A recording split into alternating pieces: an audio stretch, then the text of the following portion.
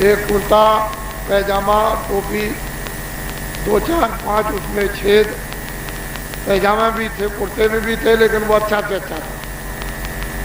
उसको उन्होंने बांध लिया और जिसमें कई एक छेद थे उसको पहन लिया। और उन्होंने कहा कि चलो परदेश चलेंगे, कहीं नौकरी चाकरी करेंगे, कुछ कमा के लाएंगे तो अपना और बीवी का गुजारा होगा।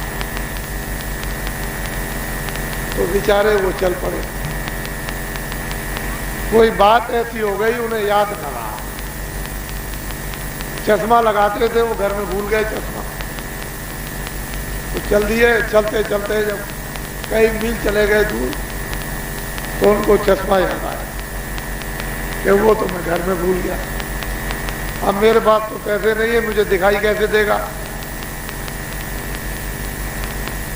उनके पास एक पोटली थी, तो उन्होंने सोचा इतनी दूर चल के आया हूं, फिर लौट के जाऊं, फिर आऊंगा। तो वहां एक साधु थे, फकीर, उन्होंने उनसे मिन्नत की और कहा कि मैं चश्मा भूल गया हूं, मेरे पास तो और पैसे नहीं है, कहाँ से खरीदूंगा, जरा सा ये मैं गठरी रखे देता हूँ, आप हमारी गठरी को देखते रहिएगा। उन्होंने कहा रख दो। तो उन्होंने पहले तो खड़े होकर के देखा, जमीन को फूंकते थे और एक पैर आगे रखते थे, फिर जमीन को फूके, कोई कीड़ी चीटी न मिले और फिर रखें। तो उन्होंने सोचा मौलवी साहब ने कि ऐसा रहमान फकीर और कौन होगा, गठरी रख दी और पीछे गए। तो वहां जब गए तो मौलवी साहब की बेगम का कोई यार आ गया, वो तख्त पर बैठ कर के खूब हंसी कर रहे थे दोनों और पान खा रहे थे। तो असल में बात ये हुई, तो बीवी ने कहा कि मैं आपके बगैर जिंदा नहीं रह सकती, आप अगर परदेश में चले जाएंगे तो मैं मर जाऊंगा। तो मौलवी साहब बड़े आके उन्होंने कहा तुम मत घबराओ, मैं अपनी फोटो बना देता हूँ तस्वीर। तो दीवार पर मौलवी साहब ने अपनी तस्वीर हूबहू वैसे ही दाढ़ी आड़ी सब बना दी। कहा तुम इसका दीदार करती रहना और मैं जा रहा हूँ कुछ कमा के लाना। तो वो तख्त पे बैठ कर के पान खाए और मौलवी साहब की दाढ़ी पर थूकी। मौलवी साहब उधर से आए, धीरे से उन्होंने पैर घर में रखा,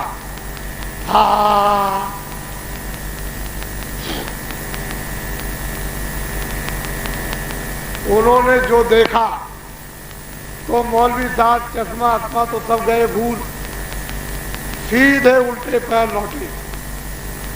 उन्होंने भी देख लिया दोनों ने, उनकी बेगम ने उनके यार ने कि मुझे देख लिया, और ये सीधे वापस और चल दिए बाहर। वो जब बाहर निकल के आए तब तक निकल गए। वहां गए तो वो एक निशान बनाए थे कि ये हमारा यहाँ गठरी रखी हुई है और ये फकीर साहब यहाँ। तो जब वहां पहुंचे तो वो गठरी नहीं। अब बड़ी परेशानी, क्या किया जाए।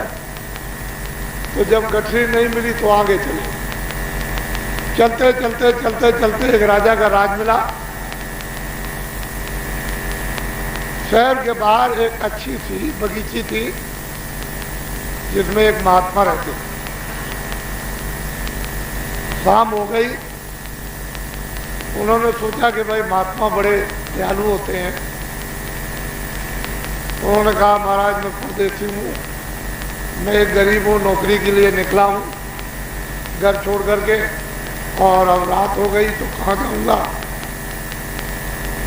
तो आप मुझे हुक्म दे दें, मैं आपकी बगीची में चलूँ। कह लगे यहाँ नहीं पूछ सकता। वो बगीची बड़ी थी, अब वो बेचारे जो है वो कहाँ जाए अंधेरे में। तो बस वहाँ से मुड़े और पेड़ के नीचे बैठ गए।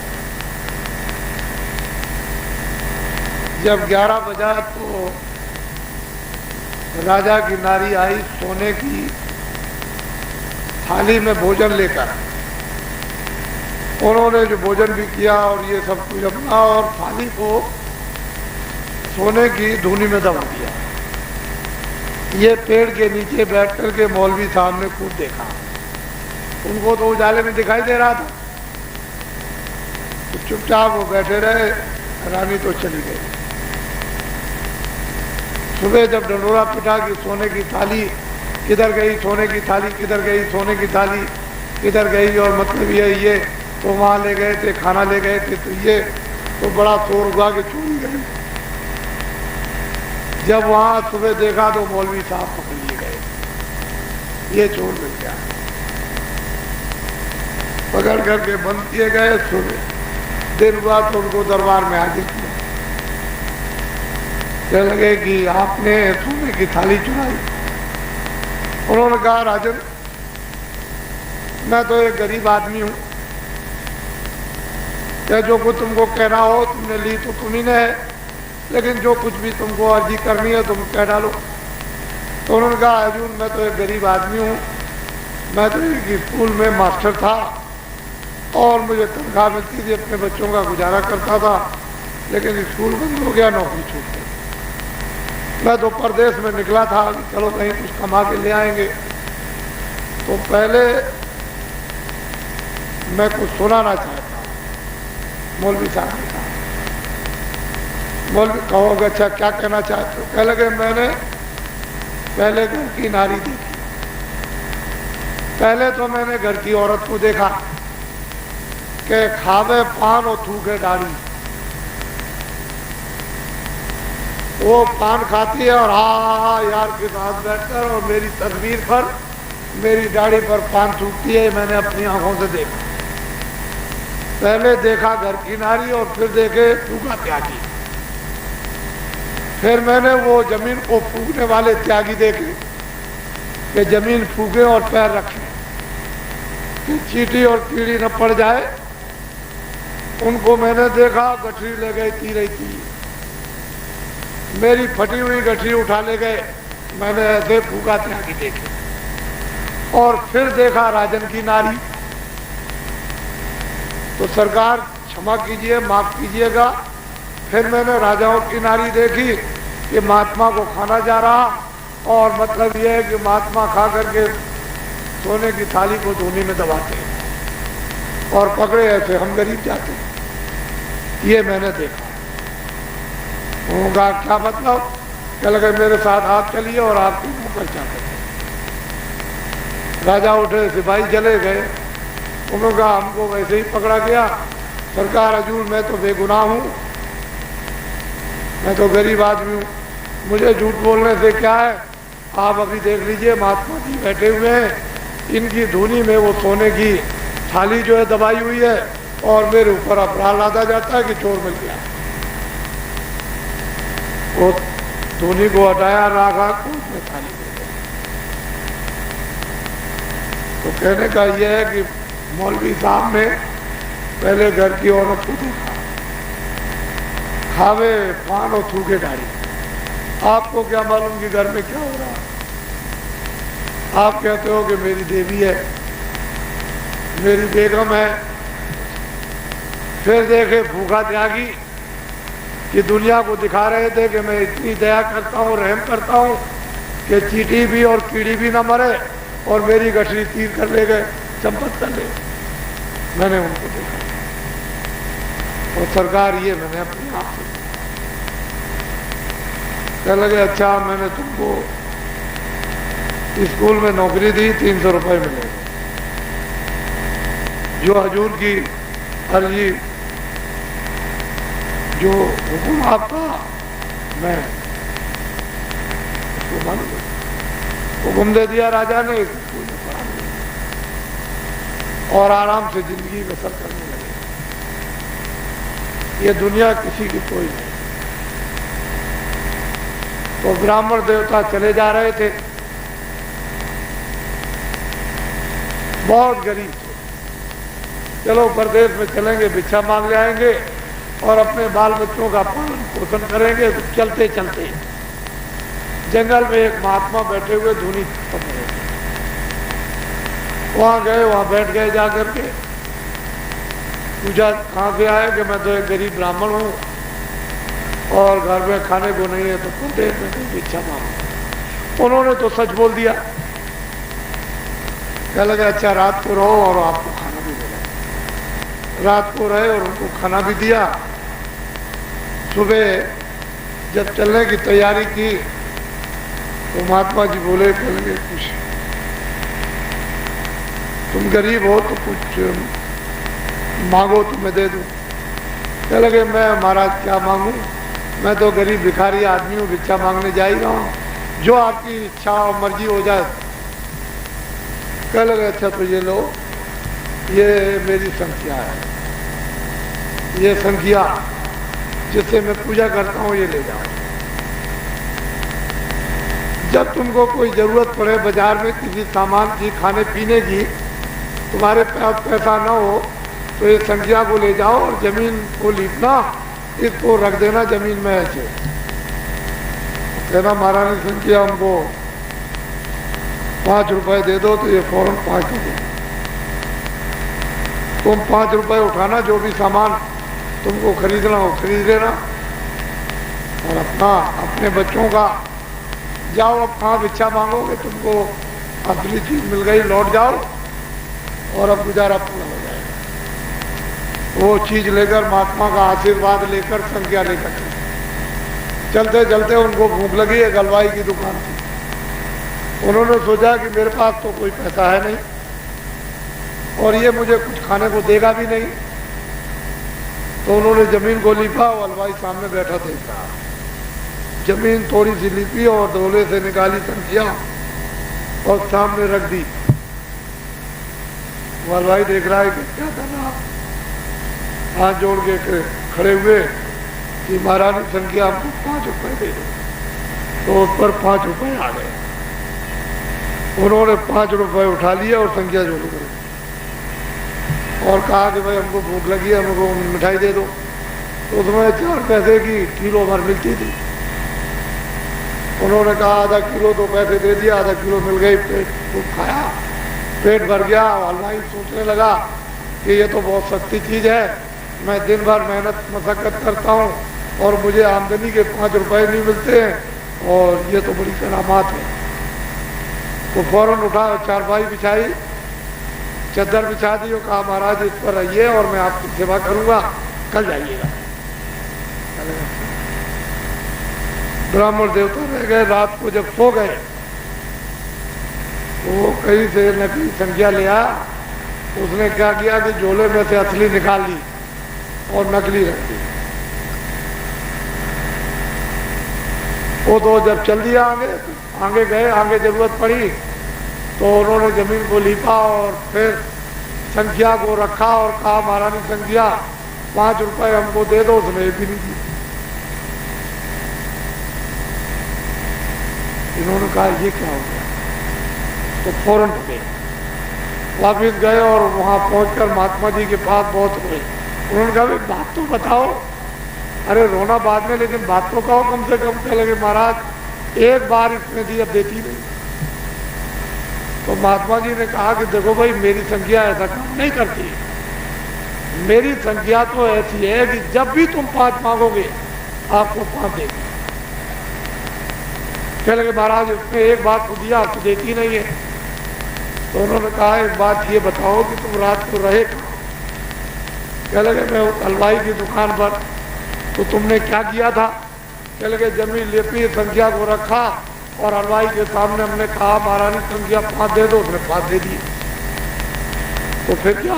कह लगे उसने चारपाई बिछाई, चद्दर, और कहा कि तुमने रहो रात, सुबह जाना, हम आपकी सेवा करें। कह लगे बस उसने नकली रख दी, असली निकाली। तो बेचारे ब्राह्मण देवता बहुत रोए।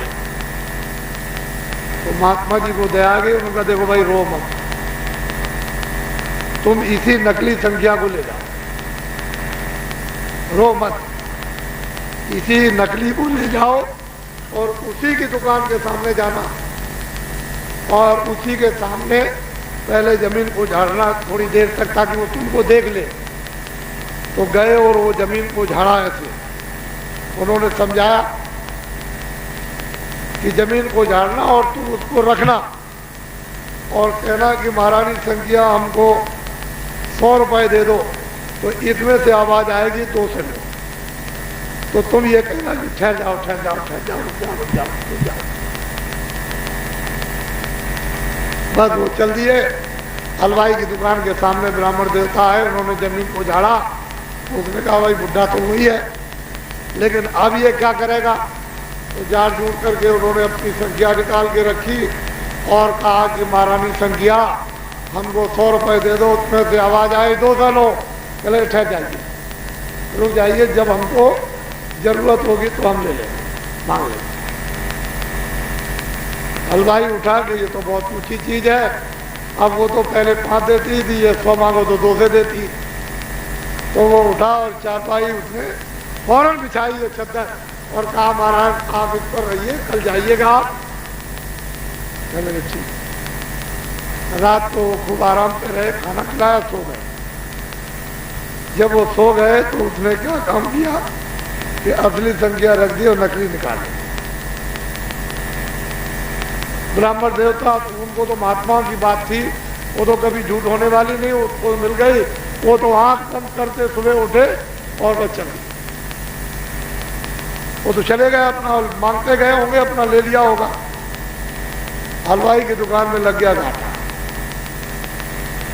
उसने सोचा कि ये घाटा कैसे पूरा होगा। तो सोचता रहा, जब कोई तरतीब उसे तरकीब मालूम नहीं हुई कि कैसे घाटा पूरा होगा, तो उसने सोचा कि वो संख्या ले आओ। तो उसने 150 रुपए उसने खर्च किया, उन्हें खूब जमीन को लीपा सजाया, ये वो सब, और संख्या निकाल करके उसने रखा। हाथ जोड़ करके खड़ा हुआ कि महारानी संख्या 100 रुपए दे दो। उसमें से आवाज आई 2 से दो। चले गए, 2 से दे दिए कि 4 से दो, कि 4 से दे दीजिए कि 8 से, कि 8 से दे दीजिए कि 16 से लो, कि 16 से दीजिए कि 32 से लो। कह लगे 32 से दो का 64 से लो। कह लगे महाराज कुछ देना लेना, कि भाई देने लेने वाली तो चली गई, वो तो गई। ये है डपोल संघ, ये डपोल संघ है। देने लेने वाली संख्या तो गांधी के साथ 48 में चली गई। अब ये डपोल संघ है। जितना चाहो बूंद तक इतिहास करो, उतना दूर लो। 100 मांगो तो 2 से, और 1000 मांगो तो 2000, और लाख मांगो तो 2 लाख, और करोड़ मांगो तो 2 करोड़, लेकिन देने वाली तो गई। ये है डपोल, वो तो चली गई। दून जितना चाहो उतना आपको मिलेगा, उसमें कोई हारने वाली चीज नहीं है। मैं 40 सालों से पूरा ये देख रहा हूं, जितना चाहो उतना चाहो। समझ लो आप, महात्मा के वाक्य कभी झूठे होते हैं, ये तो बात निश्चित है। उनका जो काम था वो तो एक निमित्त मात्र थे, महात्माओं का संकल्प था, वो तो आपको भी निमित्त मात्र बना दे। वो तो निमित्त मात्र संकल्प तो गांधी का नहीं था, वो तो संकल्प किसी और का था, लेकिन अब किसी को भी खड़ा कर दे, वो तो संकल्प पूरा होना ही है। तो आजादी मिल गई और वो तो मतलब है कि चले। उन्होंने तो कुछ देखा नहीं, चलो यही मान लिया जाए। लेकिन जिन लोगों के, जिन महापुरुषों के, महान आत्माओं के जो संकल्प थे, उन्होंने तो देखा। हमारे गुरु जी ने 1 महीने पहले कहा था कि एक नेता सबसे बड़ा फलानी तारीख को फलाने वक्त जाएगा। तो हमने पूछा, हमने महाराज जाने का क्या मतलब? पहले के मार दिया जाएगा। उन्होंने काफी पहले बताया, फिर जब वो समय निकट आया तो उन्होंने 5 दिन के बारे में कहा। फिर सुबह भोर में जब उठे और जब उनके चरणों को छूने के लिए गए तो उन्होंने कहा कि आज दोपहर के बाद सूरज डूबने के पहले एक नेता जो सबसे बड़ा होगा वो मार दिया जाएगा। इतना उनको अनुभव था। एक बात नहीं, बहुत बातें उन्होंने बताई और ठीक हुई हुआ, बीमार नहीं। तो चीज ये है कि तुम चाहे जितना चिल्लाओ, चाहे जितना रो और चाहे जितना कुछ करो, लेकिन जब नकली संख्या तो देगी क्या? असली की खोज, असली तो तुमने गंवा दी। उसके लिए तो प्रार्थना करने गए नहीं कि लौट करके मुझे असली मिल जाए। वह एक बार आपको मिला, उसके बाद में अब ढूंढ ले मिला। तो ये जो भी महापुरुषों के दृष्टांत हैं वो नसीहत से, शिक्षा से जरा से भी खाली नहीं है, भरपूर है।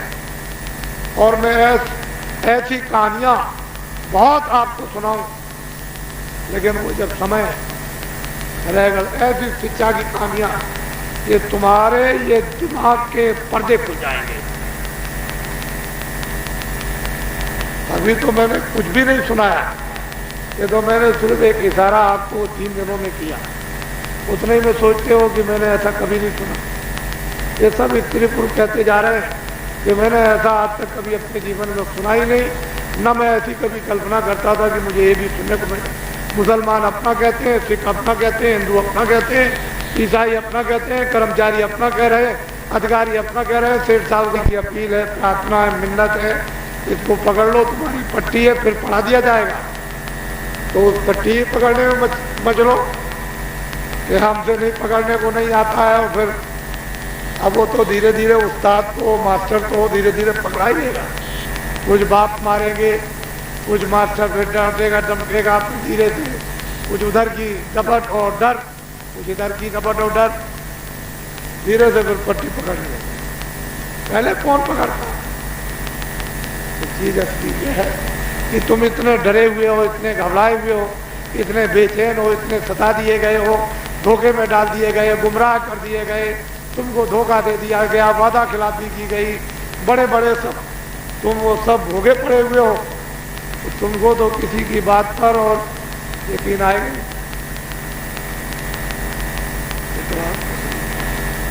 इसलिए ये जो आपको भेद मिला है प्रभु का, मालिक का, और आत्मा उससे बिछुड़ गई है, उससे जुड़ने का जो गोपनीय जो आपको ये भेद है, ये युक्ति मनुष्य रूपी दरवाजे की जो आपको मिली है, उसको धीरे से, सुलभता से, आसानी से, थोड़ी सी ये कमाई जिसको रियाज कहते हैं, अभ्यास, हाँ, थोड़ा सा ये जरा से जब करने लगोगे तो बड़ी चीज पकड़ने में आ जाएगी। फिर कहोगे कि बाबा जी पता नहीं यहाँ ले आए थे और इसको छुड़ा के और ये पकड़ा दिया।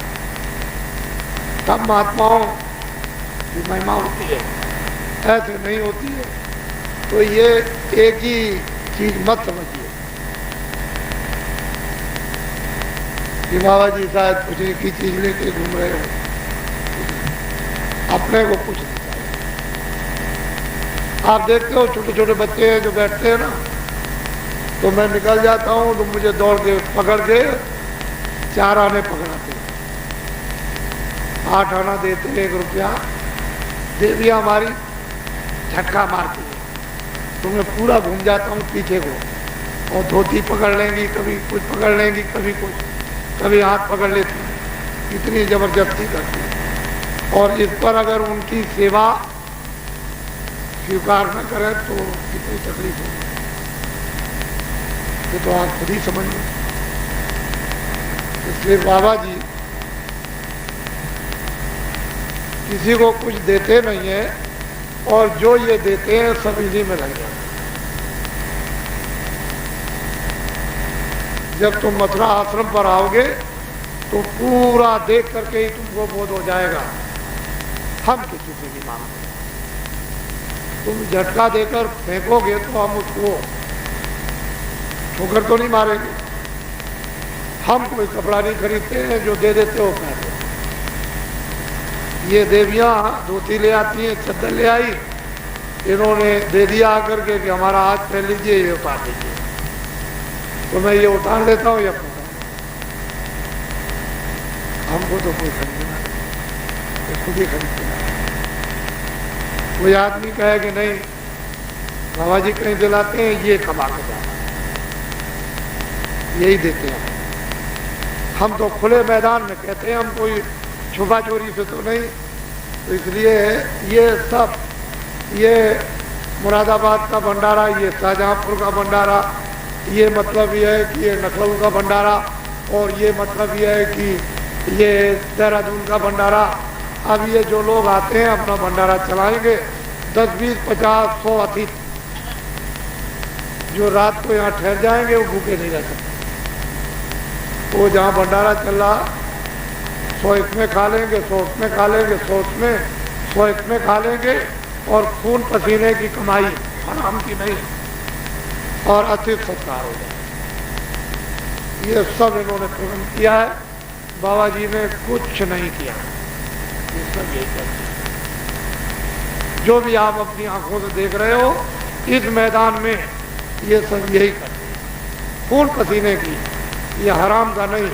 और आपके यहाँ कोई चंदा नहीं उगाया गया, कोई जबरदस्ती नहीं कहेगी, रसीद काट दी, अगर नहीं दिया तो हम देख लेंगे, अभी रात ही को चला दी, कारखाना बंद करवा देंगे, गिराव करवा देंगे, तुमको मार देंगे, तुम 1000 दे दो, तुम लाख दे दों। बाबा जी इनसे लाखों को दूर, इनको भी दूर रखते हैं और अपने को भी। ये कोई काम, इतने बड़े बड़े काम करता हूं कि हिंदुस्तान में कोई राजनीतिक काम इतने बड़े बड़े नहीं करते, लेकिन रेडियो अखबारों पर एक नहीं, तुम बस समझते हो कि रेडियो ही खुदा है और रेडियो अखबार ही अल्लाह ताला। इनमें तो आप लगाओ ठट्ठी, उस दिल्ली के भोंपू में उसकी तो आप आवाज निकल नहीं मत देना, और अखबारों का बोलना बात।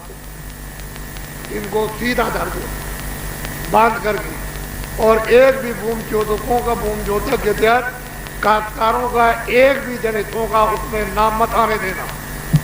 और अगर सारे हिंदुस्तान में ये संगठन अभी देखते देखते तुम्हारी आंखों के सामने अगर ना खड़ा कर दें, तो मैं जंगल में चला जाऊंगा, तुम्हारे बीच में कभी रहूंगा ही नहीं। अखबारों से आजादी नहीं मिली, न रेडियो से आजादी मिली। आजादी मिली है खून पसीने से, आजादी मिली है सत्यता से, आजादी मिली है भक्ति से, राष्ट्रभक्ति से, जनभक्ति से, जन सेवा, इससे आजादी मिली है। आजादी मतलब लुच्चे लफंगेपन से नहीं मिली। और जो आजादी देने वाले थे उनको तो जाति कुछ मिल नहीं पाया, लेकिन हाँ नाम होता है। शेर तो शिकार करता ही है, लेकिन गीदड़ बैठे रहते हैं। वो ये शेर खून पी करके जाए, फिर उनका हिसाब लगता है।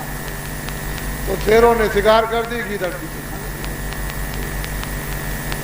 खा। इसलिए ये जो लोग बैठे हैं उनसे मेरा अनुरोध है, मेरी प्रार्थना, मेरी अपील कि एक बार आपने सबकी बात मान ली, सबका विश्वास कर लिया, सबकी बात मान ली, बहुत मेहनत की, बहुत परिश्रम किया, बहुत पैसे लिए, या तुमने खर्च किए, या तुम नेक नाम बने या तुम बदनाम बने, वो तो दुनिया जानती है।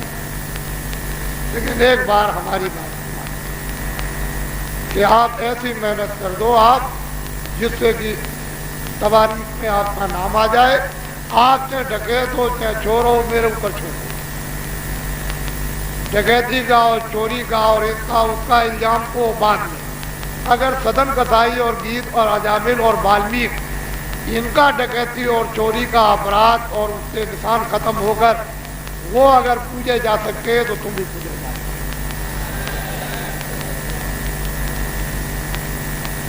लेकिन एक बार आप ये मेहनत कर दो कि भूम जोतक इतिहास का सबसे पहले तुम्हारा ये काम है कि उनको झंडा इनका पकड़ो। मैं अकेला 2 हाथ पैर रखता हूं और तुम अनेकों हो। वैसे तो यह है कि काम तो आपसे लिया ही जाएगा, तुम चाहे राजी में करो और चाहे कुराजी में करो, बाबा जी छोड़ने वाले नहीं है। ये आप समझ लो इस बात को, बाबा जी छोड़ने वाले नहीं है। लेकिन अगर खुद ही से कर दो तो और भी बस, और उसमें होने में तो और तुम बेबसी में करोगे तो करना पड़ेगा। सोच लीजिए आप, झंडा और ये कहिए उनसे कि तुम्हारा झंडा, तुमको किसी झंडे के नीचे जाना ही नहीं, न किसी मांग मांगो, न कोई फरियाद करो, न कोई जिंदाबाद, न कोई मुर्दाबाद, न कोई रैली में जाओ, न कोई सत्याग्रह में जाओ, न कोई गिराव में जाओ। आपने वो झंडा ले लो और गांव में बस इतना ही अगर कर सकते हो, महीने में एक बार, 15 दिन में एक बार, हफ्ते में एक बार की झंडा ले लिया, चारों तरफ गांव की एक फेरी लगा दी बस, इतना। और ये कहिए कि ये भूमि जोतक खेतियार का कारण का ये झंडा है, ये उनका। तुम अपने झंडे को पकड़ लो। अगर इतना ही आप कर दो तो हम सब करा देंगे। हमने तो करोड़ों आदमी तैयार कर दिए, हमको क्या देर लगेगी इनको भगाने में। तो आप देख रहे हो, ये तो थोड़े ही आदमी आप देख रहे हो। ये लंगोटी बाग, अगर लंगोटी बागों को दिखा दूँ तो तुम पक गिर जाओगे। वो तो ना मैंने अभी अमोद में दिखाया, ना आपके वहाँ कुटियारा में, ना देवलखा में, तो एक आपको निशान दिखाया। ये निशान, ये भी कुछ नहीं दिखाया। इसलिए आपने थोड़ी सी अपील को किसान करें और ये हार्दिक प्रार्थना रहती है, कोई बनावटी चीज नहीं है हार्दिक। और हिंदुओं को, मुसलमानों को, सिखों को, ईसाइयों को, वैसे जो पंजाब में जो समस्या हो रही है उसको मैं 90 दिन तक उधर 86 में लगातार बोलता रहा और 87 में जब मैं 50,000 आदमी लेकर के जब चलता रहा 80 दिनों तक 8,000 किलोमीटर तक बोलता रहा कि पंजाब की जो समस्या, जो आदमी जिनको आप कहते हो कि मारे जा रहे, उसका समाधान हम 15 दिन में कर देंगे। 16वां दिन नहीं लगेगा। लेकिन किसी के मस्तक पर जू नहीं रेंग रहे। इतना डंडोरा पीट करके आए और जब ये काफिला समापन प्रयागराज में किया तो इतना कुंभ में आदमी इकट्ठा नहीं होता जितना प्रयागराज में इकट्ठा हुआ था। इतना कुंभ में नहीं आता, मैंने भी कुंभ देखा। तो ये तो आपको जानना ही चाहिए कम से कम कि बाबा जी कहते क्या है। और फिर मैंने ये फिर अपील की है और प्रार्थना की है कि शासन वाले हमारे सिपाहियों को, जो हमारे भूमि जोतक खेतिहर काश्तकार, उनके बच्चों को न मरवाएं। वो जो सैनिक आपने लंका में भेज दिए बिना शर्त वापस बुलाए, उससे कोई लाभ नहीं होगा सिवाय धन हानि होगी, जनहानि होगी। और हिंदुस्तान की समूची जनता को विश्व के लोग कहेंगे मूर्ख है, पागल है। इतनी बड़ी जनरेशन हो और इतनी बड़ी आबादी हो भारत में और वहाँ की जनता का मुंह न खुलता हो तो ये बेवकूफ और पागल तो समझी ही जाएगी। ये तो आप तो हम तो अपील कर सकते हैं, हम तो कोई धरना तो देते नहीं है कि चलो भाई हम धरना दे देंगे और घिराव कर देंगे और ये कर देंगे, सत्याग्रह कर देंगे और ये कहेंगे। ये तो हमारे बस की बात है। वैसे हमारे पास इतने आदमी, हम कुछ भी कर सकते हैं। ये तो आपको जानना चाहिए। ये कुछ भी, लेकिन वो कुछ नहीं। ये कोई मानवता थोड़ी है, इंसानियत थोड़ी है। कोई राष्ट्रभक्ति और देशभक्ति, समाज सेवा ये थोड़ी हो जाएगी। तो वो ये काम, लेकिन प्रार्थना करते रहते। तो हम वैसे तो प्रार्थना हम ईश्वर से करते हैं, लेकिन यह है कि कोई आदमी न कहे तो उनको भी सुनाते रहते हैं तुम्हारे द्वारा। और हमारी जितनी भी दरख्वास्तें उसके दरबार में पड़ती हैं वो सब मंजूर हो जाती हैं। वो न होने वाली एक भी बात नहीं। क्या पता है, हमने ये सब चीजें सुनाई तो उसके दरबार में दरख्वास्त दे दी और उसने मंजूर कर लियो। आपको क्या पता? तो आप लोग खेती दुकान, हमको इतना दुख है कि हमारे देश के अंदर निरपराध छोटे छोटे बच्चे और बच्चियां और औरतें ये सड़क पर चलते हुए पेट्रोल और डीजल छिड़क दिया और उनको जला दिया, 20,000 मार दिए। 1 नवंबर और 2 नवंबर यानी 84। और वर्तमान प्रधानमंत्री इन्हीं के द्वारा ये घटना हुई। आदेश तो इन्हीं का हुआ, इतनी बड़ी घटना हो गई, लेकिन जिन्होंने अपराध किया था उनको आप फांसी पर चढ़ा दो, कौन मना करता।